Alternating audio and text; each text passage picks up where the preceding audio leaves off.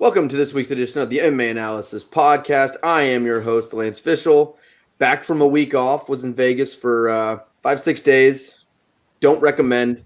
Regardless if it's half work, half personal, do not recommend that. Did have the opportunity to watch the last card with Dan Tom, friend of the podcast. Great dude. Had a blast watching with Dan, but happy to be back. And after a significant number of cards that were not great, we're waking up to the Garageweight Championship, and we have been waiting on this for, is it a year? Oh, almost a year we have been waiting. How long has Glover been out? We have been waiting years for this, Lance. Years for it. He last fought November 2020. So, yeah, almost a year to the day. Yeah. And Glover and Do Bronx in the same year is just like, wow, Jesus. You can't beat it. And I think we're all looking forward to this card. But Newson, how you doing this week? Awesome. We've suffered. There's been a lot of suffering going on in the last couple of weeks, but finally it's worth all that time and energy spent into watching what we've watched in the past 3 weeks plus more. Yeah, it's gonna be an awesome card. Can't wait to get up early and watch some sick fights. Yeah, last week's card was, it was bad. It was beyond bad. It was next level bad. Like, we were watching the sports. I was telling the guys before, the sports book doesn't show the ESPN fights. We were in the Planet Hollywood sports book, and we were watching on a laptop in between the seats, me and Dan, with all the the football and stuff in the background. And boy, was it hard to pay attention to those fights. Like, they were as bad as it gets. Yeah. Wes, how you doing? I'm hanging, man. Boys keeping me fucking on my toes, and cost me missing out Vegas last weekend. So that's he'll hear about that later on in life. When he's older. Yeah. But yeah, everything's good. After man. he misses that field goal in his junior season of high school football. Never gonna happen. Never. It'll never happen. We'll be doing 500 in the backyard after that. It's never gonna happen. That's my meal ticket. Kicker, baby. I want my boy to grow up to be like Justin Tucker. There you go. Or the Redskins last week cut Dustin Hopkins, my boy, who's been good for a long time, and they picked up a guy named Blewett, and his first field goal. And he blew. The first field goal was like a 42-yard field goal, and I swear he kicked it 15 yards. Like, it didn't even get to like the 20-yard line. It was very impressive. I was watching Hansen on Red Zone, and he's like, "I'm not gonna make the joke." Yeah, everybody's thinking my whole timeline was literally blew it. Every fucking person. Yep. Brad, how's that Canadian football going? I would have no idea. It's a thing. It's almost Grey Cup season. That's all I know. But Lance, I heard a rumor that when you were in Vegas, you gave Dan a Vina Handy Joba. Is that true? Damn. Lucky guy. Wet Maybe. or dry? I think I missed the joke. Wet or dry? I think you've probably missed every show that she's been on with the newest awesome nickname. I don't think I have been on one of those. Well, you're in luck because she's on this card. That's right. That is wonderful news. I was banging back Khabib's the whole card for you, Wes, when we were watching that. I felt it in my spirit. I knew exactly what you was drinking and Planet the entire time. I just felt it. Well, Dan got there and he goes, "I'll be right back," and he walked up to the bar and he went and bought a beer, and then he got back and I had 13 tickets. Like, what are you doing, bro?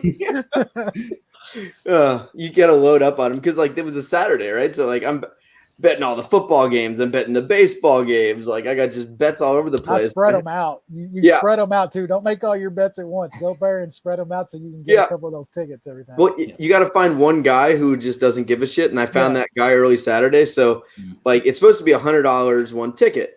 And then I had already made some bets, and I walked up there and I put just a $100 bet in the baseball game, and he gave me 3 tickets. I was like, "This is my man." Yes. Yeah, that's the dude. We got lucky a couple times ago. Some old dude was leaving and literally handed me a handful of tickets. I'm like, all right, like we sat there and drank all night. We had our bets made. It was me and Evan and I think it was Jacob. Yeah, we had a good old time. That literally happened again on Sunday. There was these two old guys behind us. They weren't even really betting the football. They were just crushing the ponies. I mean, big-ass pony bets. And they literally gave us like 21 drink tickets. And me and Evan were like, okay. Yeah. We got to use them. Like, we can't just throw them in the trash. Yep. Hank Damascus came for 4 hours. Did he do the 4-hour trip? Yeah. So he had a 9:30 flight, and he missed his flight. He slept in, took the 10:30 flight, got in at 11:30, got to the casino at 12, watched sports for like 3 hours. They've been going to play table games. He lost $1,300 in, I want to say, 25 minutes. Got back, chugged a beer, got an Uber, and flew back. What did he lose that fast on? You guys playing craps or what? It's Daniel. I mean, everything he touched, he loses. Yep. That guy's nuts, man. He's something. He's and then he was talking to Dan for like an hour trying to pitch him the idea that he should be his co-host for a podcast because he knows nothing in MMA, but he's quite entertaining. It's true. Sounds like something he would do. It's true. Very Most much people so. that talk about MMA don't know about MMA, so This is also true. But all right, well let's go through last week's card, which was it was okay. It wasn't great. It was all right though. Prelims, Jonathan Martinez defeated. I don't even want to try it, but I did hit a bet on this one. So go Jonathan Martinez. I think a bunch of us talked about it. I don't know if anybody's hit it. I know I was dumb enough that I talked about it and then didn't play it. Me and Wes have been on the same page the last few weeks. Starting to come together. It's working. Yeah, I had some Martinez. We talked about like he shouldn't have been a dog to this guy whatsoever. I think the line came down a lot. He might end up even closing around the favorite, I think. But yeah, I took a little of that plus money. It was a good matchup for him. He looked pretty good too. He looked pretty good in that fight. Yep. Good start. Women's strawweight. Marcos defeated Souza. Yeah. There's one I called and I didn't bet. Like I know. I bet Marcos so many times times because she's Canadian. So that's right. I mean, you almost have to have like a never bet Canadian rule at this point because I must be 5% picking winners when I bet on Canadians, which is the exact same as their winning percentage in the UFC. Funny how that works. I know. All right. Jeff Molina defeated Daniel Lacerda, TKO. Fun fight. Molina's interesting. I don't think he's anything amazing, but I think he can beat some guys in the division. Yeah, he's fun. He gets hit quite a bit. He's a little fella. Yeah, he's bad defensively and good that, offensively, so it's fun to watch. Chin better up a little bit. Yeah. He had a lot of shout outs after the fight, I believe. He was shouting out a lot of people. You got to be excited. You got to be excited. Cut that mic. Well. Jai Herbert defeated Karma Worthy, knockout, first round. I had this in a parlay, just doesn't go, which is Karma Worthy fight, doesn't go, auto bet. Automatic. Mm-hmm. Yeah. Yeah, it was only like minus 220 or 240 or something like that. It was really low. I saw minus 225. Yeah. The other side of not betting Marcos was my dumb ass was actually thinking about betting the over 1.5 here, and y'all talked me off of that one too. So thanks. Yeah, man. It all evens out. It all evens out.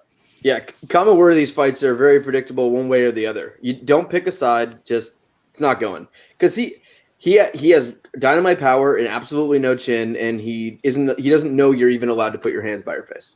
It's perfect. Yeah, it's a good matchup. Woo! Jamie Pickett defeated Staropoli. Decision. I almost have no recollection of this fight.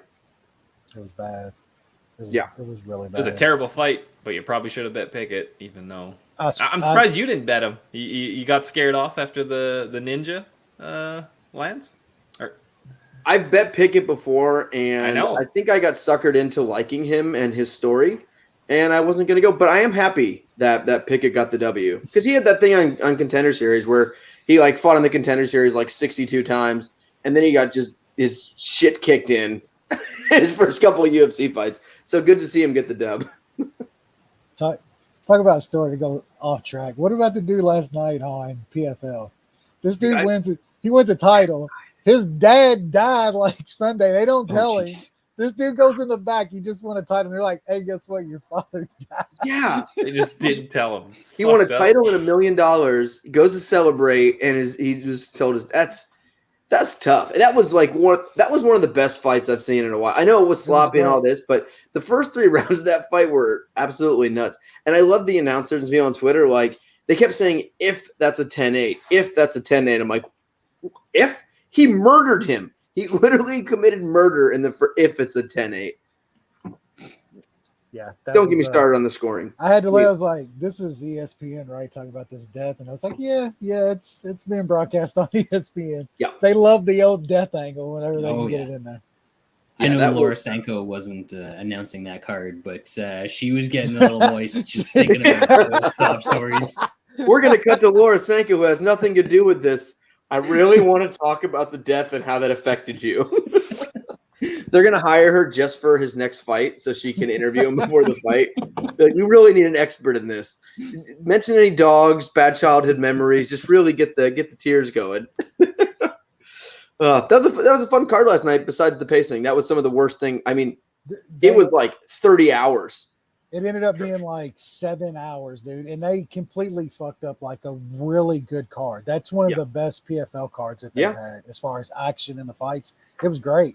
Well, they messed up a lot of areas, like the pacing being one, but like the crazy fight ends. They show highlights of a fight we just watched for 20 minutes, which I had never seen that done before.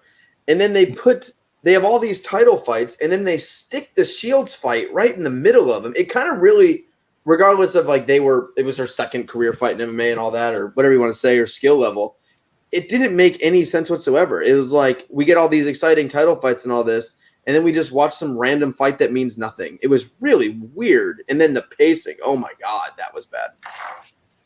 They were I getting turned crushed this on card Twitter. on at a very poor time because I think I saw that as the first fight that I turned on because it started so early that like by 8 o'clock or whatever it was Shields, and then Cooper fight was awesome, and that was just a great main event.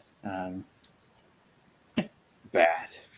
Derek just said they recapped Wiz Khalifa's performance. They literally did. Yeah. I know.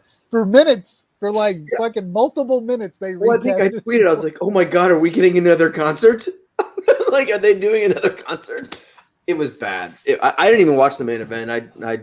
I was done. That was enough. You didn't see Ray thank Cooper? them. Huh? You didn't see Ray Cooper? I did see Ray Cooper. You didn't watch. You watched the main event. I didn't watch the post limbs, Brad. I did not watch. Props to old Ray fucking Cooper too. Like, my God, awesome. What a comeback! Holy great. shit, dude! And he bombed that motherfucker. That was great. That dude's in like the top 10 of MMA fighter pay all time now. He's got to be, right? I mean, that was pretty funny last night watching dudes like Shoeface get $1 million check and shit. That was cool. Knowing what that guy's had to fight for in the fights that he had for the UFC and shit. Yeah. It was nice seeing him finally get paid. I Yeah, mean, Ray Cooper, best job in MMA, maybe besides Kayla Harrison, because he's got to actually fight competition. Fight MMA fighters. Yeah. Man, though, that whole thing it's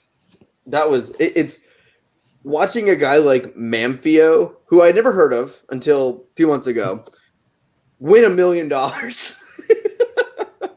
It was wild. And like it because of how the tournament's like structured and everything, it's like the best fighter doesn't always win either. Like, it is luck of the draw and how you go down and styles and stuff like that. But like I enjoyed it besides the pacing. That pacing. That was a job. Like, the prelims were fine, they were going. Like, it was a job to watch that main card. Like, if it wasn't for the World Series being on, I might have struggled a little bit I more. was watching more NBA and the World Series in between that shit. So yeah. Anyway, women's strawweight, Tabitha Ricci. I didn't watch this fight. Did you guys watch this fight? If I did, I don't remember. So. Yep. Remember. Mason Jones defeated David Onama, Brad's guy. A lot of people were talking about Jones' toughness and all this stuff. Like, I dropped him down a good bit after this fight, and my personal opinion of him. He looked really, really bad. He likes getting hit. I thought he's always looked like that though. Really, like he's always been hit like that, hasn't he? Like his lack of top grappling, be able to hold someone down when he wants to, is very concerning for how hittable he is. Especially a dude like this who's a kickboxer and shit. You can't hold him down. It's not good. Yeah, it wasn't from good. A smaller weight class, short notice, and that was yikes. But Not good. I did hit him in a parlay though. Pretty good. I had Jones with the worthy doesn't go, and then someone else. I had a huge card. Very excited. Hobo. We had the Hobo Cop, Gregory Rodriguez, defeated John Young Parks. I got really worried. Hell yeah. I thought we Everyone were done. Like, I thought we were done. Like, he dominates the first round, but you could tell he was starting to gas. And then he was gas dead. Like, he was dead against the fence. He wasn't even putting his hands up to block punches. He was just blocking them like this. And then all of a sudden, bang! And, like, I'll take it. Yeah. He's I fun. like this guy. Another consensus winner. It was our Consensus juju. That was the only reason he came back. Never It was in actually doubt. I was on Rodriguez, so technically it was actually a consensus. A full consensus. He's a fun fighter, man. Like jacked up fucking Brazilian with that's got that not great Magma. gas tank like most of them, but he's jacked up and fun, man. Yeah, give me some more Hobo Cop, but just put him in fights like this, please. Yeah. He doesn't need to be fighting top 10 guys and shit, dude. Just keep him right here. No, and I never want to see him on shortness. Just No. This man needs a camp. Yeah, he needs a camp. He's either going to gas out in 30 seconds or he's going to piss hot. Like he has to be able to manage his cycle. I'll tell you what, he is going to be great in the PFL in a couple of years. Absolutely unbelievable. Yeah. Yeah. Andrew Sanchez, 2022 PFL champion. Did you see that? Oh, is he going there? Yeah, I would he got assume cut. so. Where the fuck else is he gonna go? Yeah, they cut him. If they actually let him go there, and they did. If he goes there and gets on the EPO, nobody's beating that dude. He's crushing everybody. Oh yeah, give him $1 million. I love it. PFL's great. I love it. Yeah. PSL is 500 times better than Bellator, and I'm not even. We kind of joked about that, so I can bet it's so not close. PFL is so interesting and exciting. Where Bellator they grabbed up a lot of the decent UFC cast-offs. Their roster's better. To where Bellator were getting a few of those guys. Now they're just getting the completely washed ones. Mm-hmm. And PFL are getting like the okay guys that Dana's just cutting because they cost a little too much money. Yeah, like Andrew Sanchez, UFC caliber is a term we don't throw around anymore, but Andrew Sanchez is clearly a UFC caliber. He's probably going to go to PFL. Like, that's a high-level guy. Like, that's Shoeface. Yeah, Shoeface moves up to 205, quits trying to cut in that weight class in UFC. Yeah, wins $1 million. Yeah, I mean, those are good. He's a good fighter. He's a top 10, top 15. Yeah, light heavyweight. See, with Sanchez, he's borderline there. So I love it, and the reason I think everyone it's funny. I don't know how maybe it's just hardcore MMA fans, but like everyone, like all the MMA fans we interact with, like love PFL. Everyone hates Bellator. Like I don't think I know a single Bellator fan who's like, oh my god, I can't wait for this Bellator card. Usually I'm like, oh my god, there's a Bellator card in 10 minutes. What's Dog up to these days? Bellator also fucked up putting their shit behind pretty much a paywall like they did. Yeah, Showtime. That expensive of a paywall to where like ESPN Plus is worth every cent of the $5 or $6 you pay for it. Yeah, and you get Showtime. More. Yeah, Showtime's like $20-something a month, and you're literally getting some boxing every now and then and a Bellator card every 3 months. Definitely not worth it. All right, main card. Nikolai Negabova defeated Ike Villanueva. Yeah, whatever. Both suck. As expected, and you just love the back to the head shots. Oh, I dig them. Hey, can we go back to PFL for a second? Keith Peterson ref cam. Where he's watching just get domed in the back of the head, and we're getting it on ref cam. Yeah. He never said a word. Oh, that was great. It was just like zooming in on it. Yeah, it was right there, dude. You saw the lumps in the back, or the rolls in the back of his head. See like a little speck of blood. It was in him. That That was phenomenal. I really liked it. Well, a lot of people were bitching about the not like saying that fight should have been stopped in the second round. And I'm like, I understand. Yes, maybe he got, dazed for a second. He looked kind of out of it. But, like, the dude came back and dominated in the third round. So I can't say it should have been stopped. Like, how many times does that happen in fights? 1 million? Like, I don't know. I was cool with no stoppage there. MMA fans are soft. Ike is fucking horrible, man. Like, I have no idea how he got another fight in the UFC. And I know Daniel Ngannou's fucking brother kind of sucks, man. But he was like minus 200 against Ike. That's nuts. That was fucking stupid. There is one fight to make for Ike. Ike against Sam Alvey. There you go. Yeah. If Nick Diaz turns down the Alvey fight. Does Ike smoke Nick Diaz at this point? Dude, Villanueva puts Nick Diaz 6 feet under. It's not even competitive. Villanueva just hitting him like real clean, and Nick's still winding up thinking about throwing the punch as he's getting hit with 6 punches. Like, that's not a competitive fight. Whew. Let's make it. Let's make that fight. Trinaldo defeated Dwight Grant. Did you guys stick on the Trinaldo? I didn't do it. Yes. Yeah, Absolutely. Brad. Tell me I'm a fucking piece of shit. You didn't do it?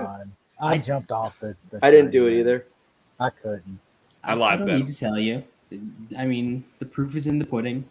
You know what you did. He's been losing, though. It's not like he's winning all these fights. He won this fight he's against like- a shitty guy who's also like- old. He He's wasn't like a dog, 50. He's though. like 53, but Dwight Grant's pretty much like 47. It's not At like least he's Trinaldo young. used to have talent. That's the difference. He used to have talent. Dwight Grant, never had it. he's But got the a whole next bag. fight. Let's Hold just move back. on. Let's move on to the next fight. Let's get past Grandpa and move on to the next Yes. fight. The next fight, baby. Man. Oh, This was my. Did you guys all bet this? I No, bet I it. didn't touch it. Hell yeah! Alex Kasparis defeated some random dude I've never heard of.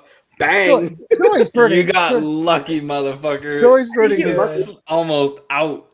No, Yeah, but hell, look at Joey's we an could have idiot. had the DQ win. We got the sub Yeah. win. I mean, come on, we A lot of won like options 2 there. wins. A lot of. Caceres. If you're giving me Caceres plus what 240 versus some dude, I like Choi. I think Choi's a decent fighter. He looked Joey's good. in good. He spot. had him out, and then he fucked up and need that dude. Yeah, don't fuck around with brute man. How quick did he give up on that sub? I mean, that was bang. Like he was That was slick. he was gonna Caceres beat him next round. That kid was done. sub was some stupid number too, like plus 1200 or I something. wish I would have looked at it because that's kind of how I thought he would win. Yeah, Yeah, it was a crazy number. Anyway, boom. Yeah, We'll take it. I love that bet. Hey, he still Caceres, sucks. He still sucks. Caceres, He's terrible. he He's might terrible. suck, but you know what? He's been a money train for the past 2 years. Oh, He has yeah. been. An absolute money train. That's fair. He keeps being a dog versus unranked guys. Alex Caceres one of those guys, right? Like we have the Derek Lewis top 5 rule. You could almost do the Alex Caceres versus unranked rule. Has he lost to an unranked fighter in the last several years? I mean, Kron He lost Gracie. to Crone. He lost to something called Guan Wang. He That was lost like to 5 Jason years Knight. ago. That was a long time ago. Crone was 2 years ago, Lance. It wasn't that long ago. Feels like a long time ago. Whatever. You Has give me he plus ever? 30. Plus Has he 230, ever? man. And then I'm going back through his record. No. When I said ever, I didn't mean I meant like more this than 2 fight. years ago. Like this fight, he won. All right, let's move on. Jessica Rose Clark, Grant Dawson draw versus Ricky Glenn. oh man, No problem with the draw. I had No. Dawson was the None. third leg of the parlay I had, so it ended up being a 2 instead of a 3. But completely fair decision. Completely fair decision, in my opinion. Dawson, man, I like Dawson going in this. It's not just the gas tank. It's that this dude just does not seize opportunities to hurt his opponent. that's That's the problem. He doesn't finish these guys, and then they stick around, and then he gasses, and they gave him a good shot at getting that comeback. I don't even know if he gassed. I think it was a just coast situation. Yeah. He was fucking tired. The dude couldn't even stand, He man. was tired, but he No, didn't try. yeah, Yeah, he kind of He did like some dumb sloppy shit to get taken down. It wasn't like he was He pulled guard, man. He pulled guard in the third. I mean, sometimes you got to. But that 10-8 is actually more than fair because that fight could have been called off. Yeah. Like he was out of it. That dude was fucking out. Props to I think it was James Krause or I think it was somebody ran out there and grabbed him, picked his ass up. up. and held him up because he couldn't stand. They would have called that a fucking TKO. Yep. I'm not gonna lie, I tuned out when the previous fight came on, and I never got back into the card. It's unfortunate. The main event was great. That was a decent fight. The main event was fucking That was good. We'll move on to the main event before we go to the next card. Light heavyweight division, sorta. Marvin Vettori defeated Paulo Costa. Man, I thought Costa looked good as shit. I think if he would have, and it's funny. There's a lot of funny things about this. One, Costa easily winning the 5th round, hilarious. Like, who would have thought Costa easily wins the 1st round in this fight and loses a fight? If I would have told you Costa wins the 5th and loses the fight, you probably wouldn't have believed me. His body work looked great. He was the fresher fighter in round 5, very surprising. And I think where we talked about earlier with Dawson, he doesn't try to hurt his fighters. He doesn't take advantage of that situation. Vettori's not capable of hurting people, and that's what gets him in trouble. Like, if he had any sort of finishing ability, he'd be able to put guys away. But the fact that he lost that 5th round, that was Vettori sucks. I'm always going to think he sucks. He's not good. He's not good. Come on. He's got skills, man. Vettori is a fucking good. Like and you he's said, got an absolute fucking. How you gonna lose a 5th to Costa when he literally didn't train for the last month? Costa weighed 230 fucking pounds. And that Vittori weighed 217 on fight night, and Costa was like 228 or something. They worked it. Costa had 20 pounds. Costa had 20 pounds on him. Yeah, Costa had 20 pounds on him. And I want to see Costa at light heavyweight now. Fuck cutting this weight. He looked fucking good that fight. Yeah. I mean, fight at 205. I think Costa did slow down though in the middle rounds and got a second win. Like it happened. Yeah, he's got a second win. But he won the 5th. How crazy! Because he got a second win, and Vettori was putting it on his ass for 2-3. Like a bitch, though. Hits like a bitch. Seriously, if Vettori, it's like Marcellus Wallace. If that man had any kind of punching power, I'm telling you, he's champ. Like the dude, but he doesn't. He doesn't. He cannot hurt. It's like Bisping was. Well, but I don't know. Bisping could land clean and hurt. Vettori, I feel like, is just completely incapable of hurting another. Bisping could not land before he knocked out fucking one guy. Before that, he did not have power. Maybe Bisping just looked like he was hitting harder and he was cleaner, I guess I would say. Yeah, Bisping his technique was so much better. Vittori's still young, man. Especially at higher weight classes. One thing Vettori's going to take a lot of guys down and fucking put the shit on them on the ground. Like, a lot of dudes. Highlight of the card, though. When Vettori, in his interview, goes, "Ain't nobody beating me in the 4th and 5th round." That was the highlight of the fight night for me. Dude loses to the worst gas tank ever in the 5th round, and his interview says, "No one's beating me in the 5th round." I thought it was great. I like that part. I mean, you got to take in consideration the amount of brain cells that dude's has. dumb. He's dumb as shit. He's real dumb. He's a big dumb idiot. I think that's one guy where all of his intelligence, all it knows how to do is fight. He has great fight IQ. Yeah. I'm not sure Costa is too much better, but Vettori's fight IQ probably double his actual IQ. That's what's fucked up. That's not hard, though. I think we can agree on that. But Costa is interesting at 205. I mean, I thought Costa looked great. I really did. I thought he looked really good. Vittori can take a shot too. I feel like some of those shots in the 2nd round and then later with the body work, like that would have got a lot of guys out of there. Vittori's just Vettori. He was fighting a blockhead. He was fighting a true light heavyweight in that fight and taking some shit, man. The body work just crumbles so many fucking guys. That body work was crisp.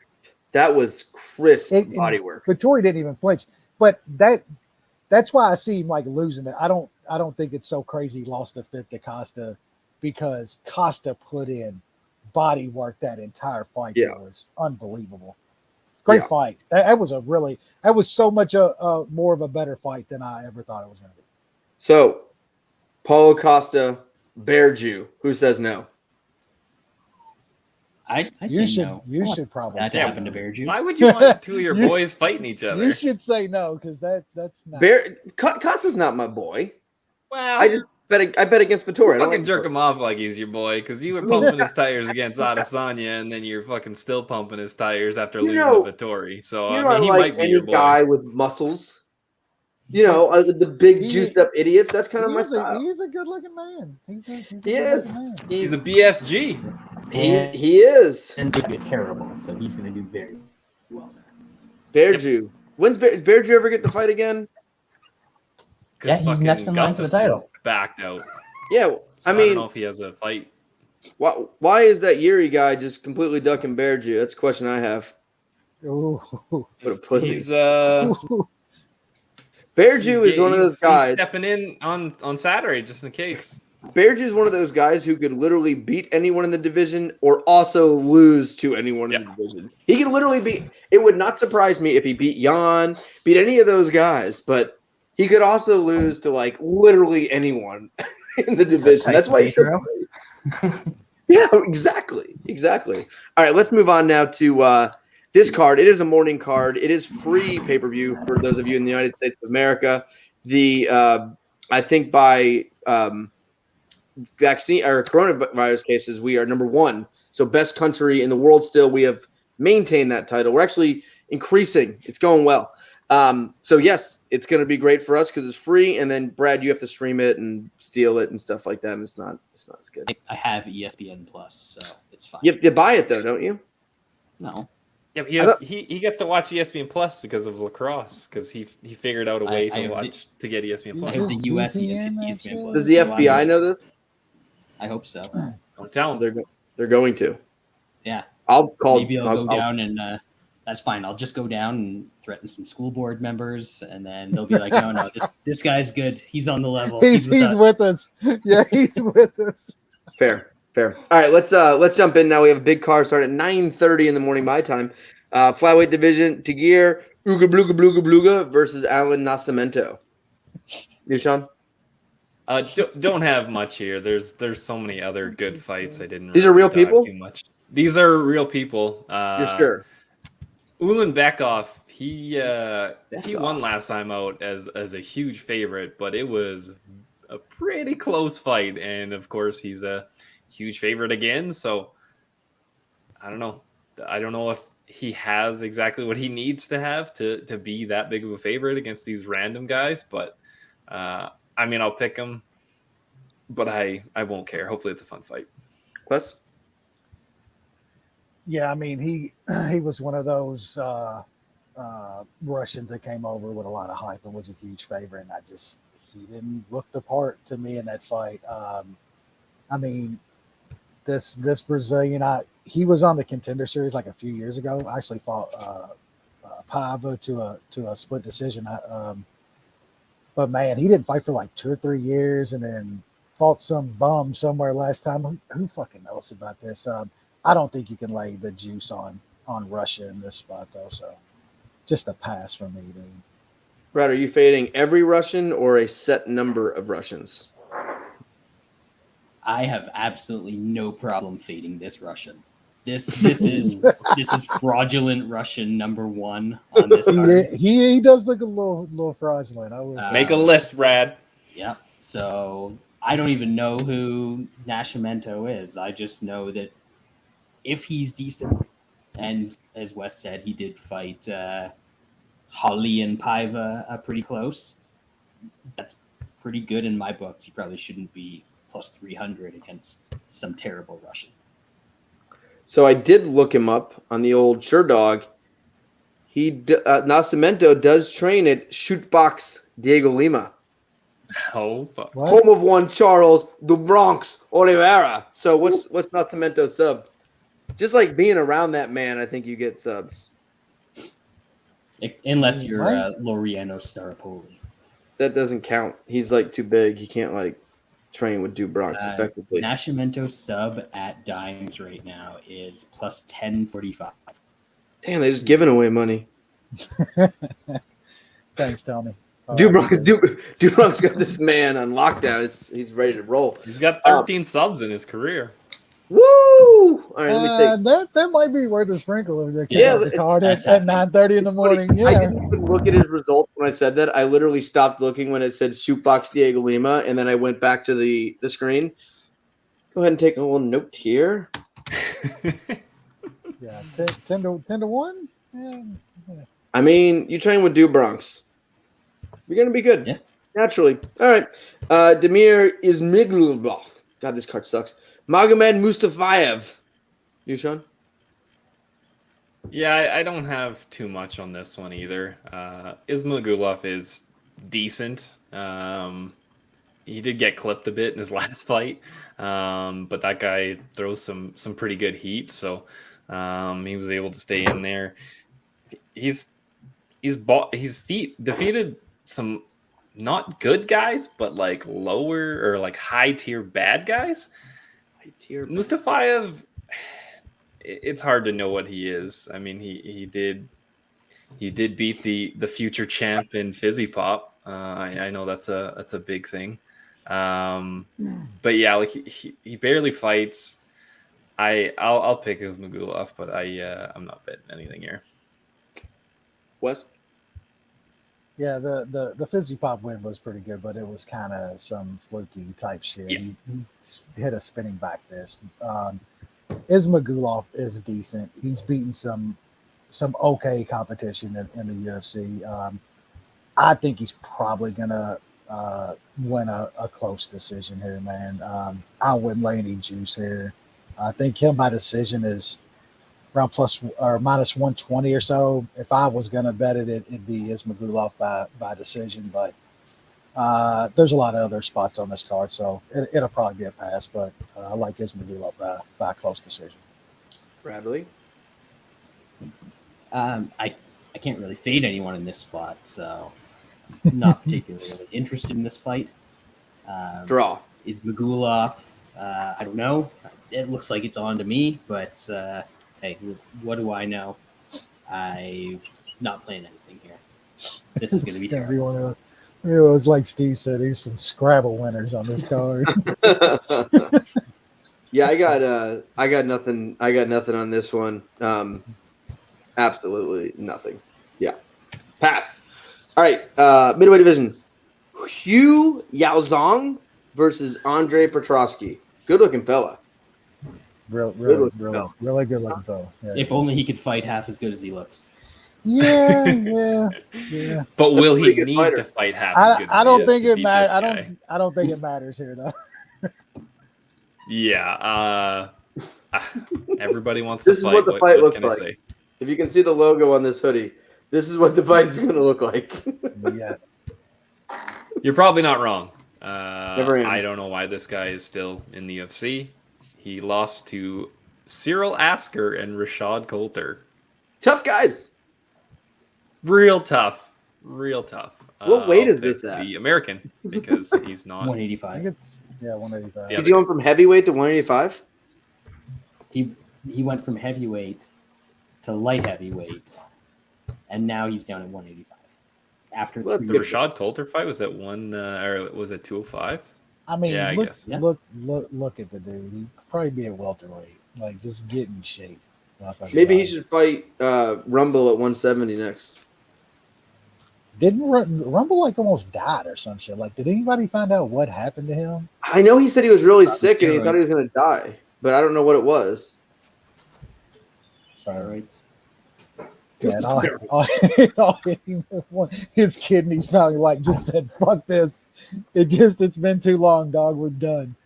This dude's 3-2. He's been in the. Why is this guy in the UFC? I like Petroski. Everybody wants to fight. He's been out for 3 years. I like Petroski quite a bit in this fight. I had higher hopes for him coming off tough, but his gas tank is really questionable at this point. So I think that's going to always hold him back. But man, his physical tools, his wrestling, trains with some of the best jiu-jitsu guys on the planet in America. So I tried to get subbed last time on Petroski and ended up fucking beating the shit out of the dude. So I'm just gonna go some inside the distance this time. I think it's around even money. I just don't see how he doesn't finish this fight. Probably sprinkle on the under a little bit too, in case by some chance he gasses the fuck out and dumb shit happens. So I like the under 2.5, and I really think Petroski smashes this guy. He is not good, man. Like, I think they like Petroski and they want him to perform, and they're setting him up here with a very easy spot. Brad? Yaozong. When people were originally talking about this fight, I thought Leon Edwards was fighting. There were so many who's in the breakdown. I was confused. But this guy walked so that all of these terrible women's MMA fighters who have beaten a bunch of people with 0-0 records and then got UFC, he did that so they could run. This man is an innovator, and Petroski's gonna just destroy it. I don't understand why this is so closely placed. I'm dumbfounded by it. Yeah, and I'm with Wes. The first thing I look at, he's a guy it's hard to take sub or TO because he lands just vicious ground and pound, sometimes grabs a sub. But I'm surprised has he ever won by decision, Petroski? I don't think he has he? I'm not sure. He had a lot of subs on his record. I think he's never been to the bell. He has 4 KO wins, 2 sub wins, and then 1 KO loss. He's fighting an absolute bum who hasn't won a fight in 4 years, 5 years, hasn't fought in 3 years, and his inside the distance is minus 105. So I don't know what I'm missing here, but I'm not gonna. It doesn't matter. I'm gonna bet it. It's gonna win. Petroski is gonna do whatever the hell he wants here. He is a solid wrestler. I mean, he has a complete set of skills, at least grappling wise with his wrestling, ground and pound submissions. His striking is okay. It's good. It's fine for his skill set. It's really just that cardio, which maybe he can get under control. I don't know. Petroski inside the distance, minus 105. Great bet. Do it. All right. Featherweight division, Mach 1 Amirkhani. Leone Murphy. You, Sean? I think they were trying to get Amirkhani back in the win column. They were going to match him up with Tristan Connolly, the Canadian, somehow beat Pereira. And then obviously that fell through, and then somehow Lerone Murphy just scooped up and took this fight. I think Amirkhani's gonna take another L. Lerone Murphy is a lot better on the feet. I think he can stuff any takedowns from Amirkhani, and he can just win this fight. I think he does it by decision. Amirkhani is pretty tough, so I expect him to be able to take it. I got 1 unit on Murphy by decision at plus 184. Wes? Yeah, I like Murphy in this fight too. He's not a bad fighter, man. He's turned into a pretty decent fighter. I know Amirkhani. I don't think he'll be able to get him out of there because, man, the beating Edson put on him and stuff. He's a really, really tough dude. I think it could get dicey in some spots though, man. Like Murphy does have some finishing in him, and I wouldn't be surprised if he ends up on top of Amirkhani in this fight, dropping some bombs down on him, man. So I think that could get a little dicey. I'll probably put Murphy in a parlay. I was thinking about the under because I kind of think Murphy might finish this fight, man. Dude's really good, got some finishing. So like Murphy, and I might look at the under, but Murphy definitely in a parlay. Brad? I thought I liked Murphy, and I think I liked him before his last fight, but I liked him less coming out of that one. Just really kind of looked tentative, slowed down a lot. So all the things that we usually say about Amirkhani, and I think we kind of have some of those questions about Murphy too, or at least we should. And Amirkhani's been better as far as his cardio goes lately. He hasn't gassed nearly as bad as he used to. And even in the the most impressive Murphy performance, which was the Ramos fight, he still got his back taken a bunch of times, and he just managed to reverse, and that was Ramos still had a little bit more quit in him than he does now, as we'll talk about later. But I can see Amirkhani getting him in some bad spots in this one, so I'm staying away from Murphy. I'm considering Amirkhani, but I haven't pulled the trigger yet. Yeah, I'm gonna pass on this one. I think there's better spots either way. Amirkhani's still a little bit dangerous. You know, he has some good submissions. His cardio seems like it's improved a bit. I think Murphy's the better overall fighter. I think he can kind of dictate where this fight probably ends up going. So I think he wins probably a wide decision, but there could be some tense moments there. But yeah, it's gonna be a pass. I don't see value on either side on this one. All right, light heavyweight division: Michael Oleksiejczuk, Shamil Gamzatov.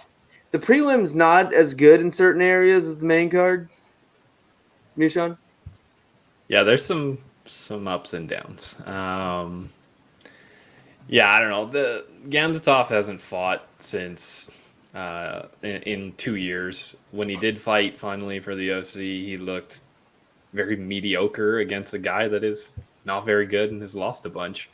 I know Michael Oleksiejczuk has looked pretty terrible. It probably didn't deserve that win last time out. And before that, he got finished twice in a row by, I mean, Jimmy Crute's not bad, but that fight just was so quick. It was insane. Losing to OSP is not the greatest, especially the way he lost to him. He beats a lot of guys like that. That's true. He lost to his secret move. That is almost cheating. It is cheating. I threw a half a unit on Oleksiejczuk inside the distance at plus 380. The dude still has decent power at light heavyweight. The guy's fighting hasn't fought in forever. You never know, he could get caught. I thought that was worth a decent stab at the big number. Wes? Yeah, the only I wish Oleksiejczuk would get in a little shape though. I'm probably going to 185. I just think he's kind of small up here. He does have a little bit of pop at 205, but man, last time out that was not a good look for me. I think he's going to be the smaller guy here. I'm not betting Gamzatov or anything, but I think its price is probably right. Like flip a coin here, man. Like I could see this fight going so many different ways. Not a bad prop Sean found. I don't know if Oleksiejczuk's going to get the punches, the power punches in on this dude. That he's going to need to get him out of there. So I kind of like Gamzatov here by decision. I'm not betting it though. I think it's a coin flip fight. So he's going to be my pick, but it's a pass for me. Brad? This is fraudulent Russian number 2. This guy is not good. He hasn't fought anybody that's good. In fact, he's fought people like Rodney Wallace, Shonuff the Master, Eddie who Gordon are downright bad, Ruck. and he's Eddie going Gordon. to split decisions with them. We're around Halloween. I don't see any way that you can't take the Candyman in this one, because even though he's a schlub and in terrible shape, at least he's going to throw punches for 3 rounds, and I can't say that about the other guy. Modest Bukaki though, man, put it on him. Modest Bukaki's tough though. Both put it on each other. There's Bukaki. It happens. Bukaki happened. It was There's everywhere. Bukaki and candy everywhere. Yeah, there was a lot. You got a Russian guy who's average, who's been out 2 years, and we have a known terrible fighter. Tough to pick one of those guys. I'll take terrible Russian, who's been off for a while, just because I know for a fact Oleksiejczuk is just absolutely terrible. We got to watch over here too. I think where they're fighting, that these Russians and shit, they're gonna get these close decisions. You know that's absolutely gonna happen over here. So I Shit's think gonna get weird. About the name here, though. Oleksiejczuk better get him out of there. Yeah. Anyway, pass. All right, welterweight division: Zaleski dos Santos, Benoit Saint Denis. Is that good? That was good. He's from France. Yeah, that's why I Frenched it. I Frenched it up. I put some French. I thought it was pronounced Benoit. I don't think so. I think that's the Texan version. Watch your wife and kids. In Texas, you pronounce every letter. Gotcha. It's the only way it makes sense to them. Sorry, Jerry. Yeah, they got to break it down letter by letter. Yeah, I don't have much here. I haven't seen Saint Denis fight. Denis. All I will say is Elijah Dushku got fucked. He won that last fight. That was garbage. I stand by it. And I hope he wins, because that would be bullshit if he somehow has a 2-fight losing streak with that bullshit decision. See, Wes? Yeah, that was horrible. I think this Benoit dude is, from some of the highlights I've seen, he's just wild. I think he's going to get kind of crazy. I think Elijah Dushku is he's going to stay tight and throw some nice strikes like he usually does, and I think we're probably going to see a finish in this fight. So,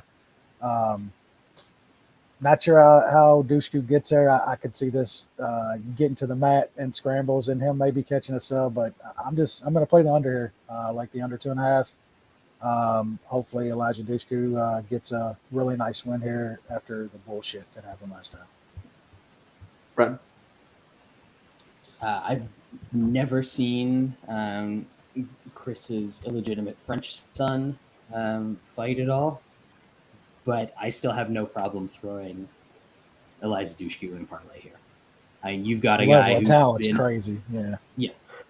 You've got a guy that's been in the UFC for a decade now and fought a bunch of good guys and beat some good guys against some French dude that he's subbed a bunch of bums, and he's not going to sub this guy, so he's probably going to get stuck on the feet and get beaten up.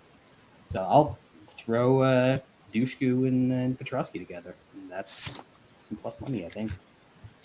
Yeah, all I had to read was the last name.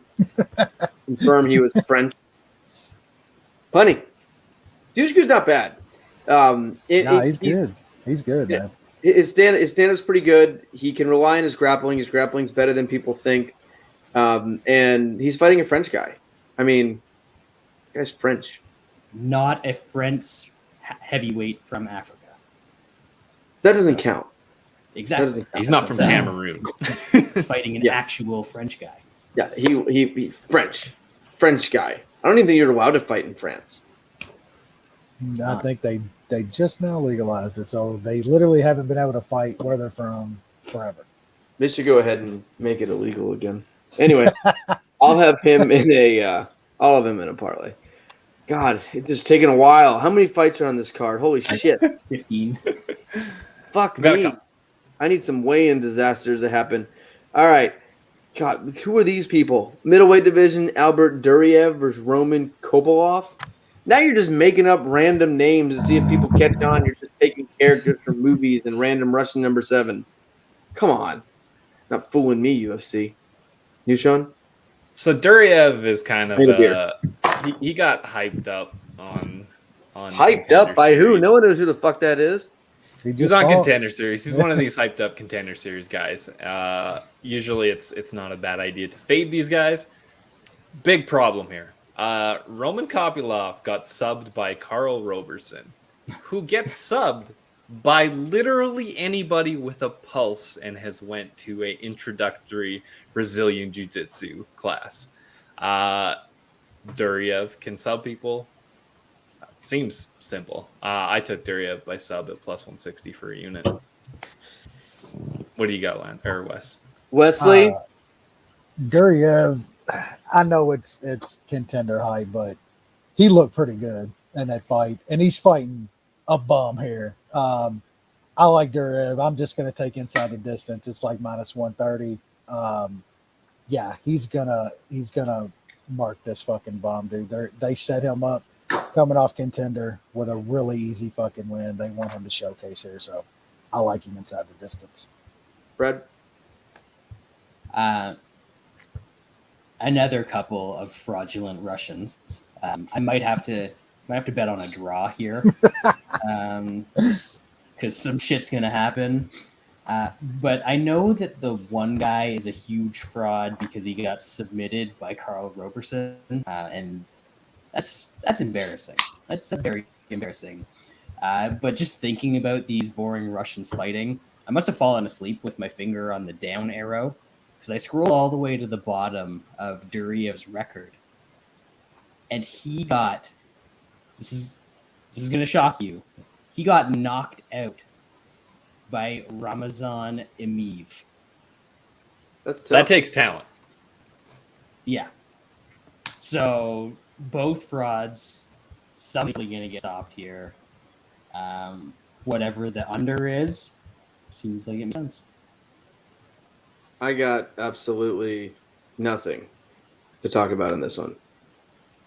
Nothing. There's too many Russians. Why do we have 15 fights in this card? And why are all of them with Russians? Don't they know Russians are boring? French MMA fighters. There's going to Russian. be minimum 2 that get canceled.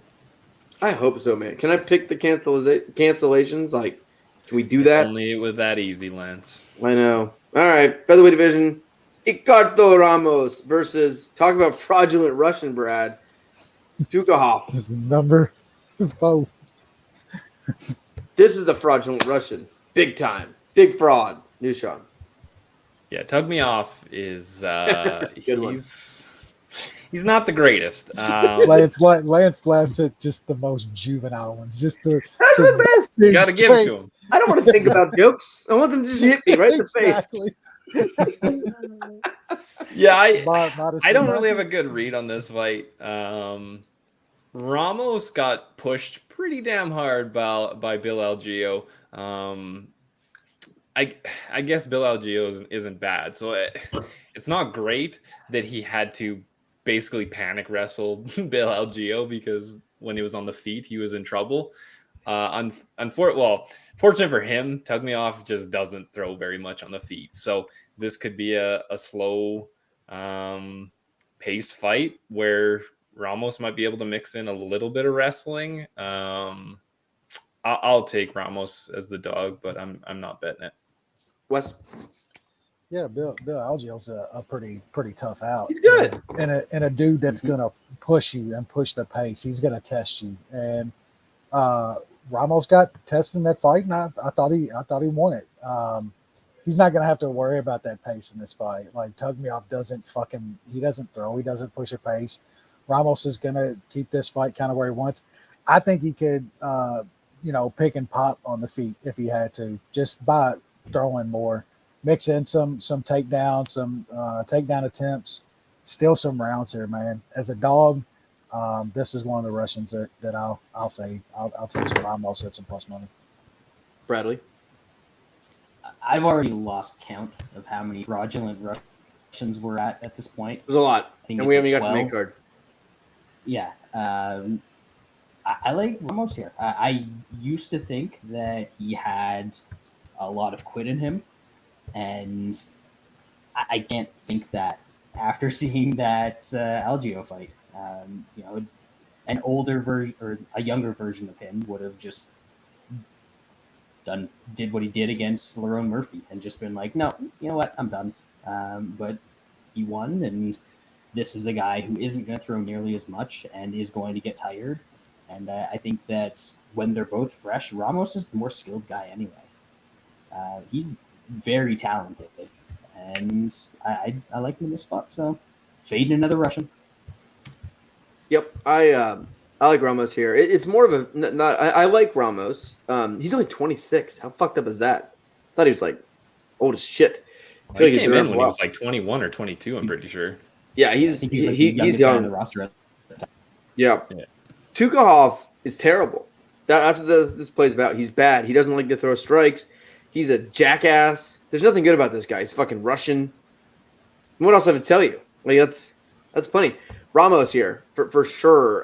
The line makes absolutely no sense. I think you got an inflated Russian line here for no reason. I think Ramos is tough. I don't think he's going to go away.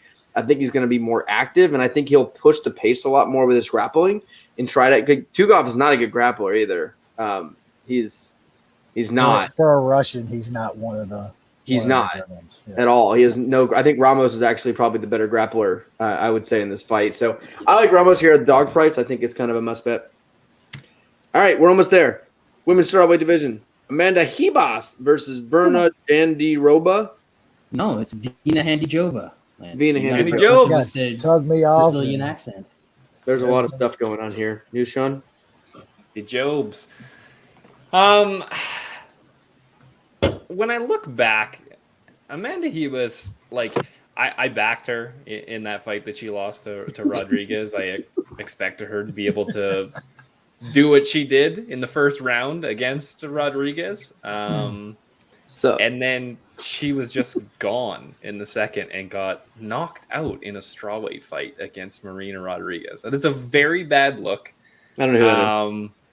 And then when you look back in hindsight, like Amanda Ribas beat Paige Van Zandt, Randa Marcos, Emily Whitmire. Granted, she did beat Mackenzie Dern, but that was kind of before Dern was good, I guess, sort of. She never, Good? she's never been good, though. Yeah, When did that happen? yeah, I mean, it doesn't take much. I literally have so little idea of these people. I just now, when I looked at it, realized that Marina Rodriguez was the one that just fought Mackenzie Dern. I have no idea what her name was. I thought it was just the girl who fought Mackenzie Dern. I'm not even kidding. I literally just go, oh. Yeah, I Why do don't you know who's Mackenzie gonna win Dern's this name, fight. though? Huh? Why do you know Mackenzie Dern's name, though? Because she's why does famous. that? But All she the sucks, Brazilian too. She's terrible. No, it's all the Brazilian women names They're run just all- together. they're It's all- like the Russian men's names. Like if I read one more Magomeda, they all run together. So Yeah. unless I look at their roster, like who they fought, I literally have no recollection of them. Dern's popular. She's famous. I know her. Yeah, It's man. terrible, but I get it. The UFC at least tries to make her popular. Everyone knows who Dern is. No one knows. People. Rodriguez is the girl who beat Dern. She's not Rodriguez. No one knows who she is. I literally watched the fight 2 weeks ago. That's No idea so who she is. bad. No idea who she is. It's so I just true, too. I literally Yeah, forgot no, her it's- name until I just go, oh, she's the one that beat Dern. It's so That's so true. It is. That's fair. I'll pick the dog and Toastmaster. Wes? Yeah, I don't know here. I think Ribas is probably the better fighter. I don't think that's such a horrible look losing to Rodriguez. Now I do think her striking is decent, and she did beat the fuck out of Dern. I mean, she didn't look bad in that fight. So I kind of think Ribas is just a little bit better here. I like her to win by decision, but I'm not touching this fight. Brad? Yeah, this is not my most anticipated fight of the night. But I do think Ribas wins relatively easily. I mean, Jandiroba got outstruck by Mackenzie Dern. They all fought Dern? Yeah. Who is this one? That's when you make it to the level. Dern's like the peak. That's the She's test. the top. She's like Kevin Bacon. Wow. Pretty much. Oh, I And gotta look this she's girl got up. more accents in her repertoire than Kevin Bacon. I gotta look this girl up. I have no. Oh. Yeah, I've seen it. Handy or She looks Ribas? like Rob Schneider. I know. Yeah, that's, He does look like. Yeah. Rob Schneider's Brazilian long lost daughter. I have definitely seen her. Now it's coming. now you're all going to be coming thinking together. about Rob Schneider for days. I mean, it's pretty there. It's uncanny. It is. It's not bad. Yeah, she got outstruck by Mackenzie Dern, and Ribas was able to out-wrestle Mackenzie Dern, and this one couldn't. So I like Ribas. Not playing it, but like I like her as in she wins. Yeah, I guess I'll copy that. I think she wins. I won't bet on it. Cool. I mean, I'll probably be knee deep in football while this one's going on. So that's the beauty of these morning cards too, and just like during football season, like I don't have to really pay attention to every fight. I can also watch football. Yay for football. All right. Light heavyweight division. Now we get to the main card. Main card is fucking flawless. This is just a perfect main card. Light heavyweight division. Magomed Ankalaev, Volkan Oezdemir. You, Sean. Sure, Brad's gonna call on Ankalaev, another one of these Russian frauds. And he didn't look great against Krylov. We'll say that. It was very underwhelming. I still think Ankalaev has decent skills, especially at this weight class. It doesn't take too much. He's a guy that basically, unless you're absolutely horrible or if you're dumb as rocks and will just run at him like cute labia, he pretty much doesn't finish you. I think this is going to be kind of just a slow, plodding stand-up fight against Oezdemir, and I think Ankalaev is just going to be the busier fighter, the guy that's landing more. Might not be as hard, but he's going to be landing more. So I took Ankalaev by decision at plus 235, 1 unit. Wes? So that's why Ankalaev is good, is because the only guy that he's lost to is the GOAT, right? He almost survived against Bearju. I mean, he made it almost all 15 minutes with that man. That's why he's pretty fucking good. He quit. His only losses to the he didn't just lose. He quit. It's weird he hasn't asked for a rematch because he knows what would happen.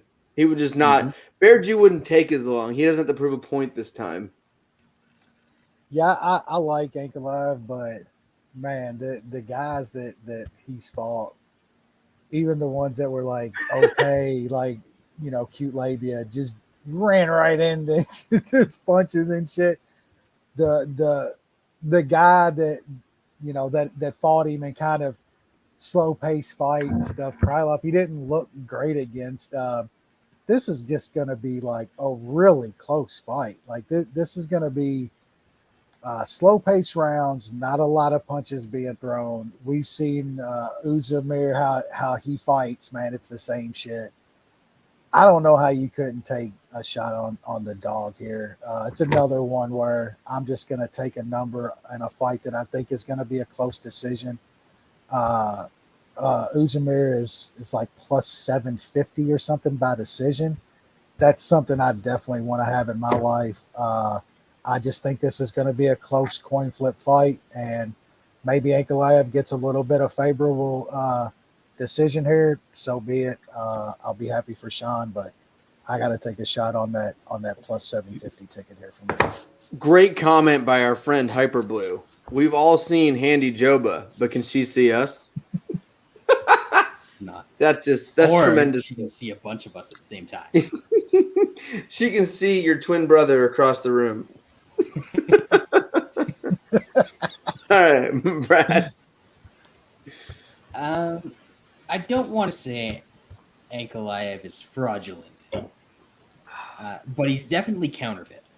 All right. Hurting me.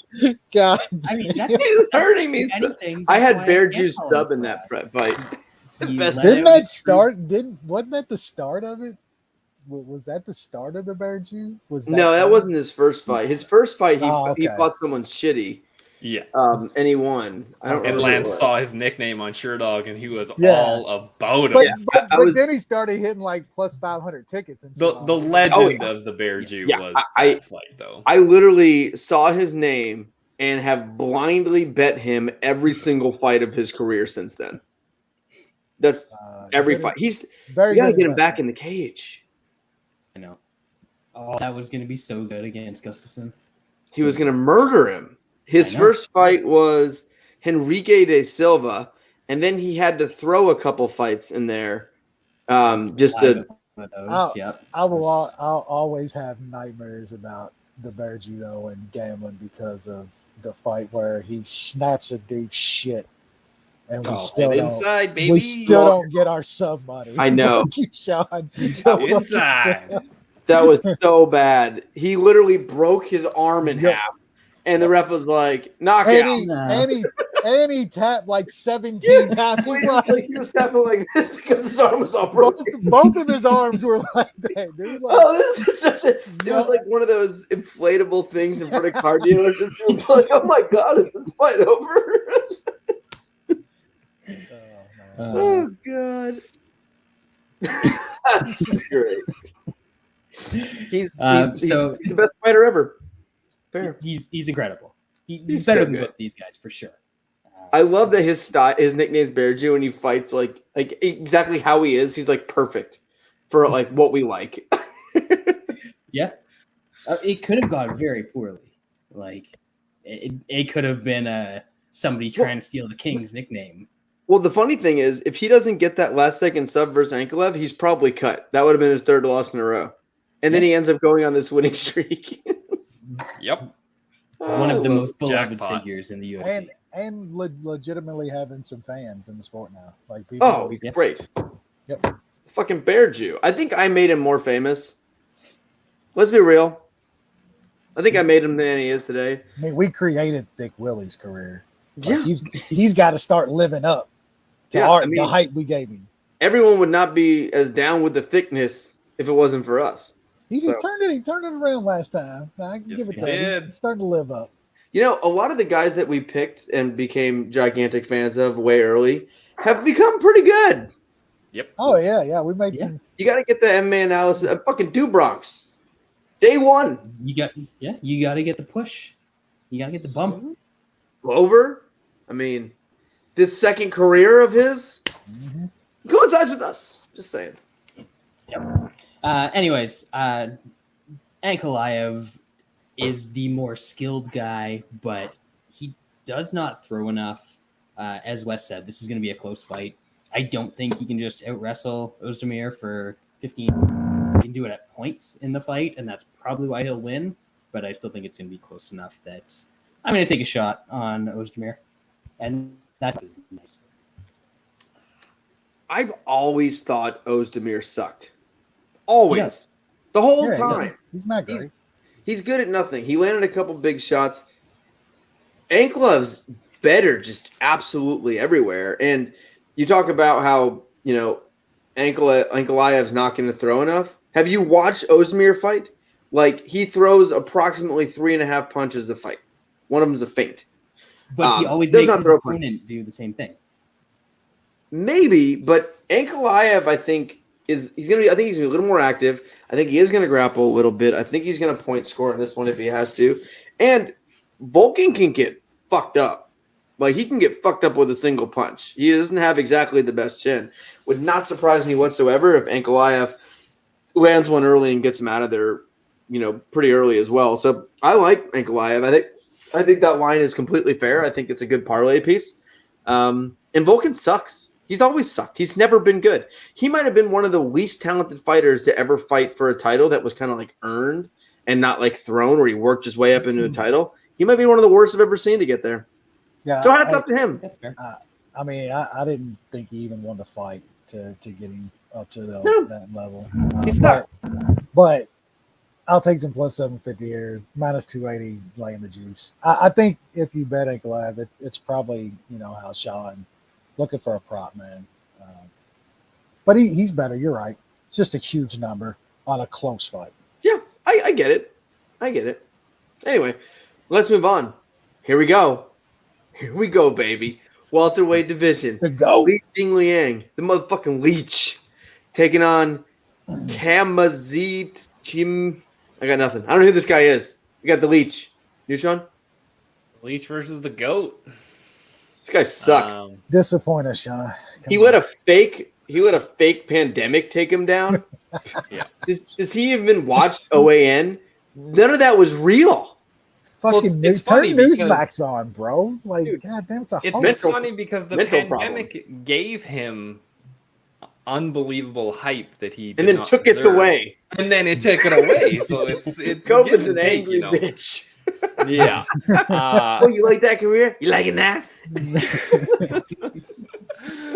I love Jangalang. I've bet him a bunch. I made some pretty sweet money last time against Bonzanibio with him.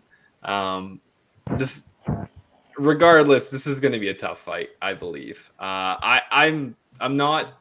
I kind of hope Chimaev just walks through him, and then I can fade him against somebody better next time out, because I am not betting on Jangalang. And anytime Jangalang has lost, for the most part, he's got out wrestled. I do think Chimaev can out wrestle him, but he's got lots of questions. COVID, is he an absolute fraud? I just hope I don't miss the chance to fade him. I hope it's not this time, but we shall see. I don't know how you can call him a You've got fraud. the chance right now. You're not taking it this time. You're at that. Let it grow some more. You're at the beginning of that road, though. I think, to where like it's now. The number is just too huge to not start now. Yeah. I mean, I don't know how you can call a guy a fraud who beat John Phillips, Rise McKee, and Meerkat. How are you going to call a guy a fraud? And then he takes 13 months off. I mean, I bet he was getting good during that 13 months. Working hard, retiring, getting big, retiring, working on his skill set, retiring. There's a lot that happened during that 13 months. Yeah, retiring from coughing up blood from COVID, but having cried off, fucking call you up on the phone, like, nah, motherfucker, you're fighting. There's some dudes who showed up. Kind of a drama queen, too. All the whining like a little baby on Twitter. Mm-hmm. This guy's about to be Jangalanged. Yeah, look, I think Chimaev is good, man, but he's so unproven. And then look, the COVID shit is real, man. Like, nobody knows how he's gonna react once he gets into a fist fight, how his shit's gonna hold up. We have no idea what his cardio is gonna be. Sean points out the best point about Jangalang. Like, Chimaev's gonna want to get this fight to the mat. And he's gotten them there so far, but it's against John Phillips and some couple bums. Jangalang's takedown defense isn't horrible. He's going to need it here, and he's going to need to keep it on the feet. I think if he does, man, and like puts this guy in a tough fight, Jangalang has some pressure too, man. Put him in a tough fight. If this gets into the second and third round, I like it even more for old Jangalang. I just think the main point is he's at that Chimaev's at the point now to where they're giving him decent competition, and it's only going to go up from here. And if you're getting plus 450s at this point, it starts now. If you're going to fade him, you got to start doing it now and forward. If he smokes Jangalang, so be it. I got a huge number. I'll get a bigger win next time. But you got to take some Jangalang here at plus 450. Brad, rumor has it John Phillips is Jordan Burroughs' wrestling coach. Did you know that? Yeah. That's top line. The English John Phillips too. Like, it's. That wrestling's just nuts. Rise McKee and Phillips combined taught everything guys like Jordan Burroughs, Kyle Snyder, those kind of guys know. So don't sleep on that wrestling from John Phillips. We kind of make fun of European wrestling and like the British wrestling. Yeah, but if it wasn't for them, then wrestling wouldn't have spread out to the rest of the world. So really, that is the birthplace. Generation starter. Yeah, exactly. This is the Gamzatov Chimaev era. COVID. I don't know what that is. It's like the Machida era, except for beating John Phillips and Rise McKee. Like, it's amazing that this guy, who we don't even know is good, based on... We don't even know his name. No. Don't know his name, don't know anything. He doesn't know if he wants to fight. As Wes said, Kadarov's got his family like tied up in a basement somewhere. What do you mean you no fight? Your wife said you want to fight. Oh, fuck. He's beaten these bums, and like he knocked out Meerkat, which that's a decent enough win, but it still didn't tell us anything. So now he's fighting a guy who, yeah, he's probably going to be able to take down.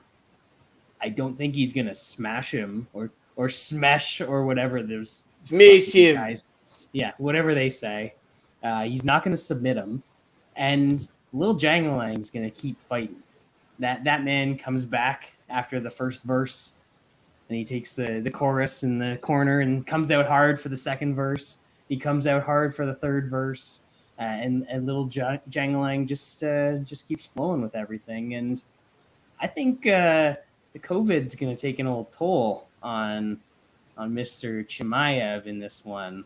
And not only am I playing Jangalang straight, I'm definitely going to sprinkle on the round 3 at plus 3,300.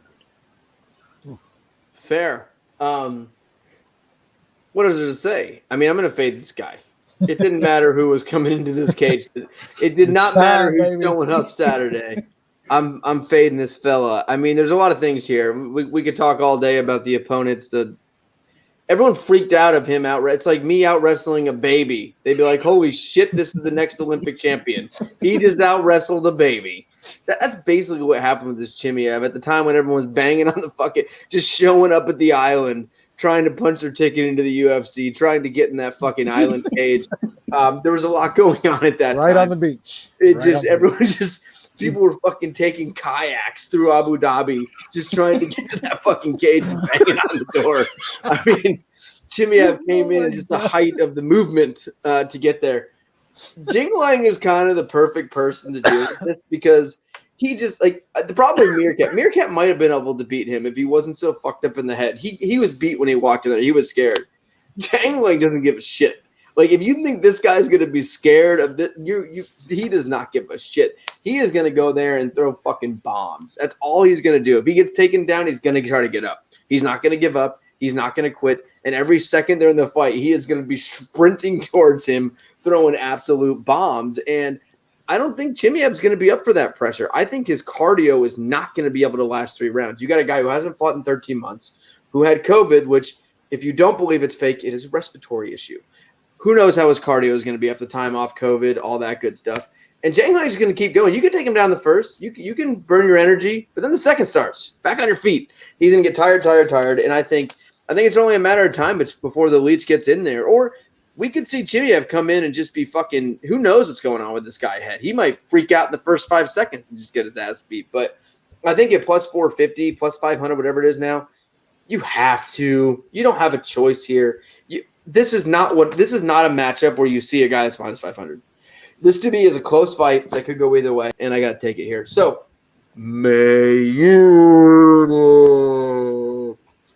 good one. All right, let's go. Man, this card's phenomenal. And now we have Volkov. Sorry, heavyweight division: Alexander Volkov, Marcin Tybura. Who's Sean? I've lost a good amount of money betting against Tybura. I've just never really Volkov saw it. And he just finds a way to win. Granted, heavyweight is a very flawed division. Walt Harris was winning until he wasn't, which is pretty much all Walt Harris's fights. I thought Greg Hardy looked all right in the first round against him too. Going toe-to-toe with Ben Rothwell a year ago. Man, I'm not going to lose any more money. I'm not going to take a side on this one. Tybura might be able to get Volkov down once or twice and make this a closer fight than what the odds say. But Volkov's the much better striker. Dude actually uses his reach okay. So I think he can keep Tybura away with his jab and win a boring decision. Yeah, that's kind of how I see it going. I've lost against Tybura a lot too. I think this is a bad matchup for him, man. Most of the guys that he's beaten lately, he's been able to get inside and land some of that power that he has. Volkov just uses his reach way too well. They're in a big cage. Just kind of see Volkov staying on the outside and getting a boring decision here. I'm probably going to take a small little shot on that. I think Volkov by decision is like plus 230 or something like that. I think that's worth a little sprinkle if you're betting on Volkov. Brad? Yeah, I'm still thinking about how much Chimaev is. Sorry, I got a little distracted. Actually, apparently he's also training in Vegas with the absolute dumbest sack of bricks in MMA, Jake Shields or Sean Strickland. Take your pick. So that's going to go well for him. As Jake far Shields as has a learning disability. Sean Strickland's just a sociopath. He has definitely murdered someone. Apparently former child Nazi too. So. I saw that. I mean, I believe reform Nazi. I mean, give the guy a break. He used to be a Nazi, and he was like, he cool. realized that the darks were people too. And the interview was with Ariel. Yeah, he's not a right, character. bro. He's gonna go to jail for a long time. Except I don't think he's a character, which is the problem. Yeah, this is real. This is not an act. He's a legit sociopath who will be murdering a prostitute in the next 2 years. Yep. As far as this fight goes, I don't have a strong feeling on it either way. I think it's going to go to decision. I know it's not the traditional 1.5 fatties, but I do like the over. I do like fight goes to decision around plus money. So that's how I see it going. If I had to pick somebody, sure, it's probably going to be the -300 favorite. But I can see a scenario where Tybura gets inside, ties him up, takes him down, and we get a really greasy, fatty split. Yeah, I like Volkov here. I don't know if I've ever bet on Volkov. I fucking hate Volkov. I mean, he's tall, he's Russian, he's boring. Nothing I like there. But Tybura's just not good enough. And I don't think if Tybura can't get inside and get you on the ground, he's not going to win. Volkov is not that easy to take down. He's got good takedown defense. He's long, he's rangy, and I think he just sticks and moves and Volkovs him, which means put me to sleep. And hopefully I wake up before the next fight. But I think the line is, I think it's low. I think Volkov's an easy winner here. I'll have him in a parlay piece, and it's going to be extremely boring. No one will be hurt in this fight, so feel free to bring your kids and families into this fight. It's going to be a nice family affair. All right, let's move on now to lightweight division. Islam Makhachev, the second coming of Jesus Christ, taking on Dan Hooker. You, Sean? I know some guys on here have hated on mac and cheese. All of us. He's Russian.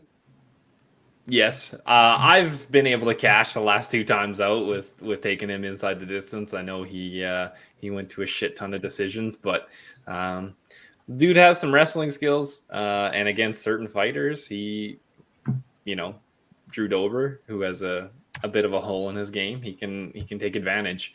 To me, this is a pretty big step up. We're actually going to see kind of how good this guy is, because Dan Hooker is pretty damn good on the feet. He's kind of mixed in a bit of wrestling. I really wish this was a 5-round main event on a fight night card. I think we might have a even bigger chance to cash a big dog in this one. I still think Dan Hooker has a shot in this fight, because when it's on the feet, Dan Hooker is going to be a level or two above mac and cheese. Hopefully the threat of the takedown doesn't just completely just stalemate Hooker's offense. I just don't think it will. I think he trusts his wrestling enough at this point to be able to let his hands and his feet go. So I think it's worth a shot. When it hit plus 500, that was the point where I said I'm in. I bet it for a unit. Mac and cheese is good. He is probably going to wrestle his ass off. I think this is a good test for him, and hopefully Hooker can time a shot and land a knee, and we can all cash some money. This hype is almost worse than the Chimaev hype. It's almost worse. Why do you say that, Lance? Because everyone's acting like Chimaev is better than he is, right? Everyone's acting like Makhachev is legit the greatest fighter who's ever lived. His best win is Drew Dober. I don't understand. I don't get it. It's like if you're wrestling, if you're Russian and can wrestle, everyone thinks you're Habib. This guy's best win is Drew Dober and Thiago Moises. Like, can we slow the fuck down? I think it's a thing where he it's Habib really wants to fight him. It's the thing that happened with Usman. Nobody wanted to fight that dude. I never believed that shit. I don't believe that shit for a second. I don't know. He wants somebody good, and it's taken Drew how Bronx this would long beat to this actually guy fight so somebody bad good. his wife would be feeling it in the morning. This ain't real. He's not getting No one anybody ducking good him. because No one he's knows not who he is. fighting. Yeah, he's not fighting anybody decent, and he doesn't have a decent ranking. Or didn't for I a mean, long he was time. matched up multiple times with RDA. I thought that was going to be a good test. That's a washed up of bum. course, That doesn't do shit for me. Like this Yeah, I whole know, bet but it's a RDA name there, and too. it's somebody. Like, it's better than fucking fighting Thiago Moises.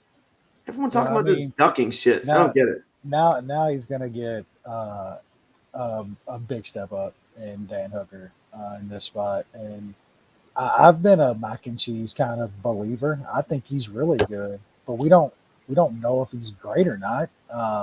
It's gonna be the best guy he's ever fought this time. Yeah, I mean, this line's just at a point, man, to where he could be that. It's like prove it.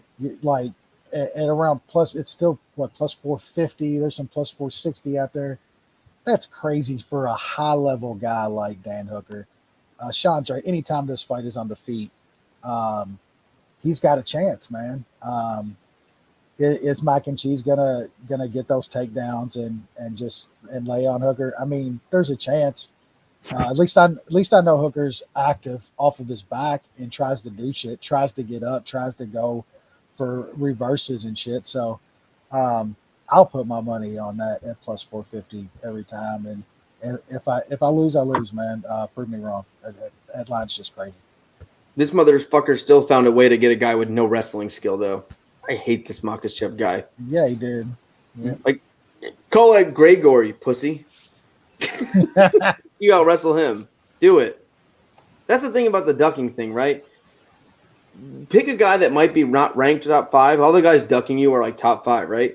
Pick someone that's in the 10 to 15 who's tough as shit. That's how you get those big fights. Not fighting Drew Dober. He's got abs, but Brad. Yeah, I have to take a shot on Hooker here. You have to. Mac and Cheese, as we've already said, he's beaten decent guys. He hasn't beaten the type of guys that make him deserving of being a minus 600 favorite against a guy who was in title contention talks in his last fight or 2 fights ago. And there was a point in his career where Hooker could not wrestle at all. When this dude first came into the UFC, couldn't wrestle a bit. And then he realized he should probably learn, and he's gotten better. He hasn't really been out wrestled in any of the last like 5 years or so, and he can mix it in himself. So I don't think he's just going to get ragdolled in this one. If it does go to the ground, he's good enough that he's not going to get subbed or dominated there. And like Mac and Cheese still did get knocked out by a single Adriano Martins punch back in the day.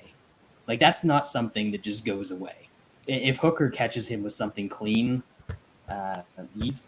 he could go night-night. So I'm looking, and I'm going to take some Hooker straight. Hooker TKO is plus 11 at DraftKings, and I can get plus 800 inside. So I'm going to spring on Hooker. And I don't like Australians there, or New Zealand, or whatever. Whichever That's one. the same thing. That's the same country. Yeah. It's fine. Fiji. Kickboxing, Not a fan baby. of that Let's shit. go. You can throw them in. As you guys know, I hate more fighters than I like. I think that's quite obvious, right? I think it's Judaism is what it's called. And Makhachev might be number 1 on my list of guys I want to see lose in the UFC right now. Number 1. Can you think of a guy you'd rather lose than the hype and fucking DC, that fat piece of garbage? Like, DC is one of the main reasons I think I hate Makhachev. Khabib, man shouldn't be allowed to say Drew Bronx's name. He's not allowed to talk about him. He's not there. And I can't think of a guy I want to lose more. And Hooker's an interesting case. Like, we talked about it with the Leech. He's going to go in and not give a shit. Hooker never gives a shit. That guy ran out of shits a long time ago in the cage. Like, he is going to throw. If you take him down, he's not going to lay there like Drew Dober. Like, he's not Davey Ramos, who's going to gas out and lay there. He's going to constantly make Makhachev work. And I think he's going to be able to get back to his feet. And I think he's going to be able to stuff takedowns. And Makhachev really hasn't, outside of getting just cleaned out by Martins, he hasn't really faced much adversity in his career. where he gets a guy down, then he's on top, right? He's on top to the end of the round, then he gets him down easy. Hooker's not going to let him do that. He's not going to let him chill. And if I was to pick a matchup for Makhachev to face, knowing he's the guy I want to lose the most, it would not be Dan Hooker. With that said, Hooker is an interesting challenge, which is how he is, his aggressiveness, his power, his striking. And at plus 500, I said this with the Leach fight, and I think even more so here. This line's a little bit higher than the Leach. I think this line is absolutely bonkers. It's Dan Hooker. Like, he's good. He's not some kind of bum. So I like Hooker here. Just a favorite against Michael Chandler. I know. Literally, the guy Hooker was a fight away from fighting for the belt, and now he's plus 500 versus a guy who beat Drew Dober. Like, fucking congrats, dude. I like Hooker here, plus 500. This is going to be a special secondary pick because we're going plus 500 today in the podcast. Donny Donowitz. Donowitz pick of the week is back. We're here. Old Donny Donowitz, Bear Jew night. All right, let's move on now to the co-main event of the evening.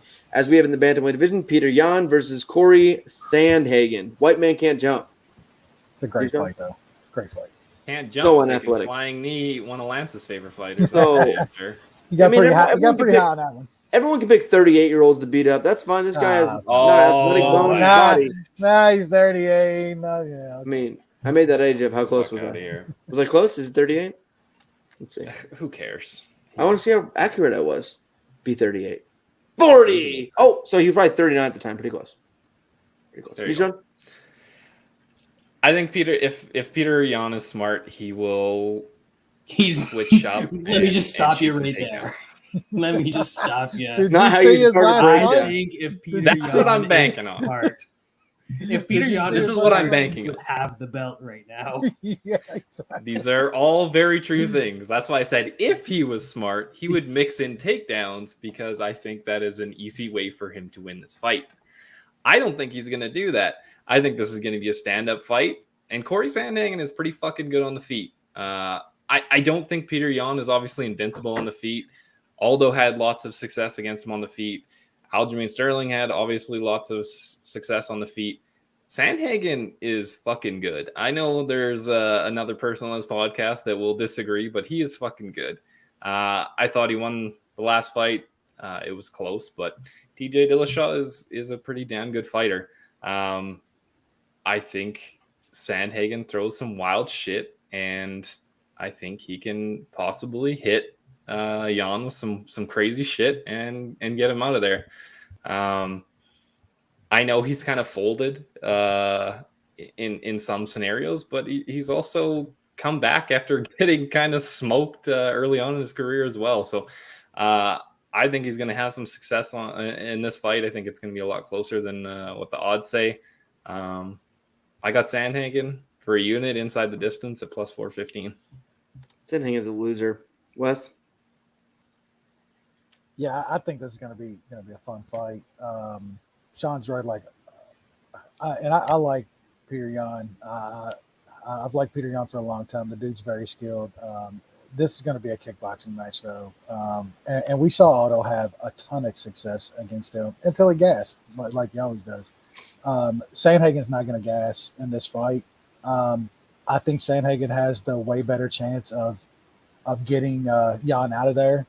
He's got the more dynamic stuff that he can land, and in this fight, I just think the line is a little wide here. I think it probably goes 25 minutes, and I think these rounds are going to be kind of close. It's who lands the little bit better shit of the round that's going to take them.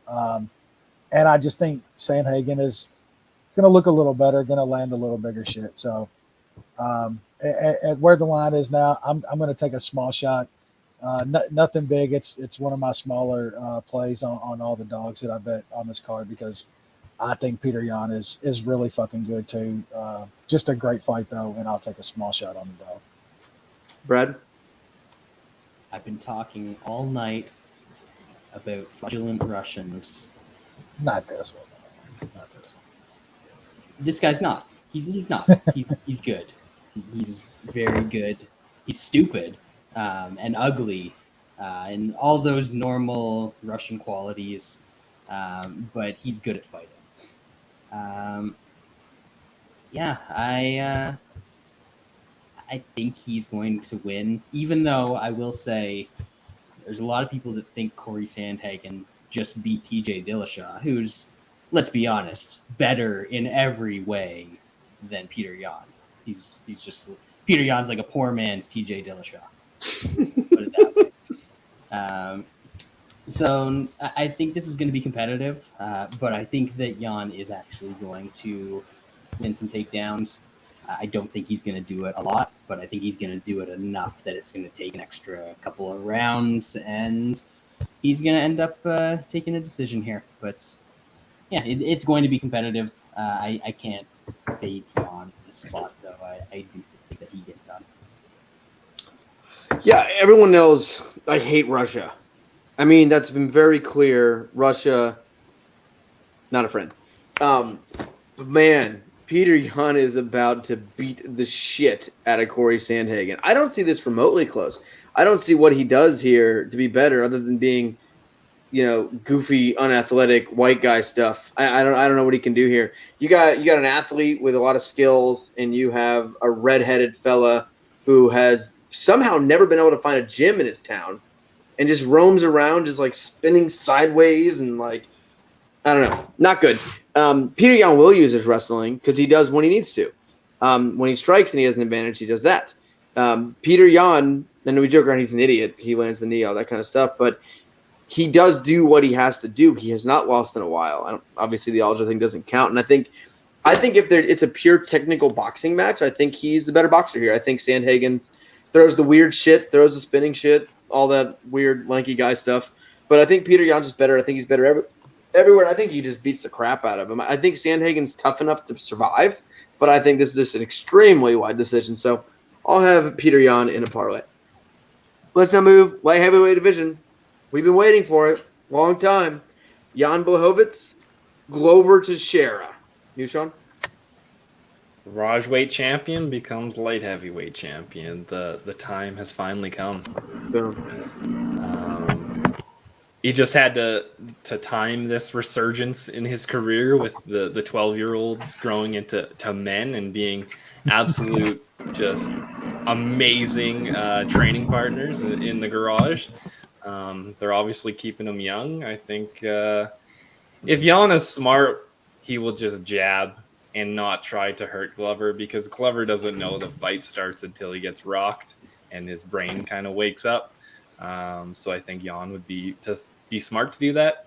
I don't think he's going to do that. I think he's going to clip Glover, and then Glover's going to do what he does and scramble and get Jan down. And 4 seconds later, he's in mount and he's absolutely smashing this guy into the canvas. And then Jan will probably, got to give up that neck, and Glover gets a sub to become the light heavyweight champion.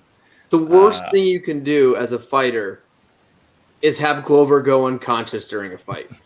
That is just the very, people always say, he doesn't start fighting until he sees blood or gets rocked. Glover doesn't start fighting until he's literally unconscious. Once that man needs that reset, that brain reset. Yeah, it's like he reverts 20 years in the past, and he's just a young man again. He's rested. Woo. Yep. He's got all the reflexes and everything of a 25-year-old Glover. Hell yeah. You can't really jab Glover, because Glover's actually a good striker with good wrestling. So if you're just going to try to pick him, he's going to beat. There's no way to beat this man. He's unbelievable. Awesome. It's going to be a glorious day on Saturday. I got Glover plus 240 for a unit, Glover inside plus 350 for a unit, and Glover sub plus 840 for 0.25. This line is stupid. I saw earlier. It was something even worse. Plus 270. Yep. What fight are we watching? It's FanDuel. Yep. What's it? And this is the kind of fight where Jan's going to try to follow him to the ground pretty quickly, or even work a takedown, get swept, and instantly choked out. What an idiot. Wes? Yeah. This is going to be a glorious, glorious day. I'm going to cry. I mean, and just thinking about Do Bronx and Glover, just all happening in the same year is just it would be one of the greatest years in MMA history, man. look, there's not a lot of breaking this fight down for me. I think we all know how it's gonna go. Jan's gonna clip him. It's gonna happen. Glover's going to sleep. He's gonna get clipped. He's gonna get hurt, and then he's gonna go into fucking Glover fucking survival mode, and that's when he's most dangerous, man. He'll find a takedown. He'll work to some kind of sub. That's exactly what's gonna happen. Glover's gonna have that belt. I like every bet that Sean is on. Heavy on the money line. I like him inside the distance and a sprinkle on sub. That's exactly what's going to happen. Clipped, takedown, choke. That's the Glover special. Yeah. He's plus 200. Him money line. Him inside the He might distance. knock him out if he feels like it. I mean, how else is this supposed to go? What have we watched for the past 3 years? What if Glover just jabs him for 25 minutes and Hey, you know what? I don't care. I'm happy with that too. That'll be wrap worth the it. belt. It'll be worth it. not possible for that donate. man? I would enjoy that more, to get 25 minutes of Glover literally winning a fight, so I can enjoy it. Well, it's all these guys always talk about their after parties after they get a big win. Glover has had this is the same place for every single after party he's ever had after a win. The fucking ambulance. Every time that guy is just jamming out in the ambulance because half his face is falling off as he's getting the dub. Takes a bottle of Jack with him in Then the he's gonna ambulance, get and he's good to go. Shit-faced on some McKellen. Then you said I drink, and he's this dude's I don't drink during camp or none away. I have some wine here and a couple of beers. Bullshit, Glover. He ties it on. Fuck it, it works, man. I mean, Danbury's a rough area, man. You gotta just survive there. Imagine what the fucking neighborhood kids look like at 19. These fuckers are all trained, probably got necks like that and shit. How long ago was the first when it first It's been goes? a while. It has to be 8 years. Yeah. That was one of the hardest I've ever laughed. It's a UFC countdown show. Glover's soaking in a fucking garbage can. I'll never forget that. Yeah. Just beating the shit that out was for the Rampage fight. It was so long ago. It was almost do you remember that skit on SNL with Peyton Manning when he was the football coach and he was just pegging footballs at the kids' backs and yelling at them? That's Glover's camp on that UFC countdown. It could have legit been an SNL skit. Hi, I'm Glover Teixeira, UFC contender, and it zooms out. He's in a trash can and he's I'm coming for the belt. And he's punching 12-year-olds in the face. They literally had little kids coming up pouring ice, more ice in the garbage can. It's such great shit. You got a guy who's about to headline a huge UFC event, and the preview. Imagine if it was any other sport. It's next we got the Packers game, and it shows Aaron Rodgers soaking in a trash can in his driveway. Get a good soaking. What a sport! Oh God, Brad, I think this one's obvious. So obvious. I had to relocate. To the garage. Breakdown, obviously. Pay some respects. I've got a bottle of California on the shelf. It's gonna be a great night. Glover's gonna get knocked out, and then the fight's gonna start. And we joke about it, but there is no wrestling on par with Glover being rocked, crawling towards a dude for a single leg. He gets it every time. Zombie wrestler. I mean, it wouldn't work in any other division. Maybe the heavyweight division. It wouldn't work Heavyweight. anywhere else. Maybe women's MMA, but different story. And then people want to talk about how all these Dagestanis can get on top and they can hold people down. Nobody has a more brutal top game in MMA in terms of combining ground and pound, passing, submissions, and just absolutely smashing you into the ground than Glover. I mean, he melts dudes into the canvas and destroys them. And that's what's going to happen to Jan. So my advice, just come out to the middle of the ring, give him a little wink, and do the old Hogan, because that's the least damage you're going to get, Jan. Other than that, you're a dead man. It started out as almost like a joke, like after it happened a couple times where Glover got his ass whooped, came back and had these couple of victories. It's happened like 6 times. It's no longer a fluke. It's no longer a joke. This is just how this dude fights. It's like some sick, twisted version of the rope-a-dope. Like, instead of tiring the guy out, you're like, if he thinks I'm dead, he'll stop fighting. Like, maybe he won't want to punch a dead old man, so maybe he'll stop. And, like, the way it's like the takedowns are one thing. Like, there is instinctual wrestling when you're hurt, when you're tired, you get that. The thing that's crazy to me is, like, this motherfucker's unconscious.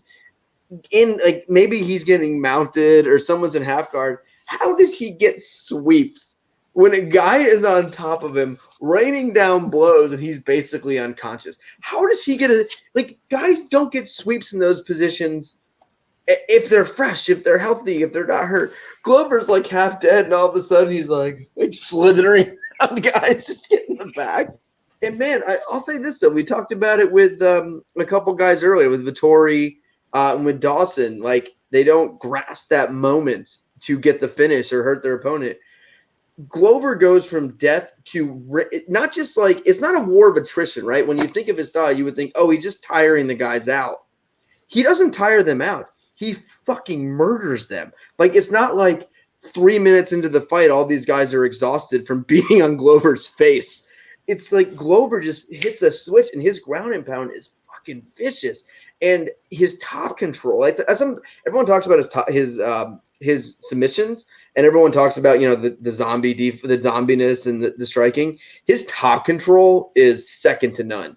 Like, you do not sweep Glover. You do not get up on Glover. When he is on top of you, you do not get up until you either are unconscious or the bell rings. And that's where he can get this recovery. And then he starts wearing guys and getting this ground and pound. And it's really amazing to see. And for me as an MMA fan, and just a sports fan in general, I think everyone has their top moments, you know, of all time, of their sports teams winning and things like that. And, you know, in MMA for me, it's Bronx is number one. That can't be passed. Like, that is, I legit cried like a little baby on the floor when Bronx won the belt. Like, the moment, it was too much for me. I couldn't take it. Glover's going to be a second for me. When he wins this fucking belt at age 42, after everyone counted him out, after everything that happened, all new champions, everything that happened, he's going to win the fucking belt. And so much had to happen for Glover to get a chance to win a belt like this with John and everything else. And I'm here for it. Plus 270. Fucking insane. Maybe this is one of those cards where I like dog hunting too much, but I think there's some wild and crazy dogs on this card, and I think Glover's the wildest. We've seen time and time again people underestimate this guy. Jan's like the same fucking age. He's old as shit anyway. He's just not as good. This is the perfect title fight for Glover. That is going to be the consensus bet of the week. I know, spoiler alert, who would have thought? I really enjoyed this card. Bronx. Work the same, baby. It's going to be great. I enjoyed this podcast. I feel like we had a good time tonight.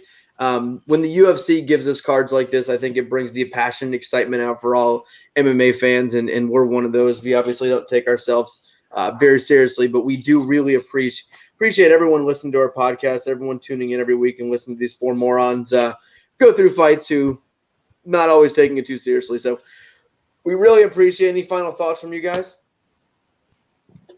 Enjoy it. Yeah. Enjoy it. We'll put in the time. Now we get to enjoy it. Next week's card is pretty good too. So we kind of get back to back.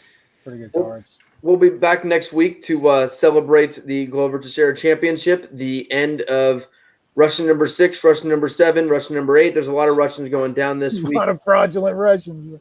A lot of Russian going down. It's going to be fucking phenomenal. So we appreciate you listening. Everyone enjoy the fight Saturday, and we will see you next week.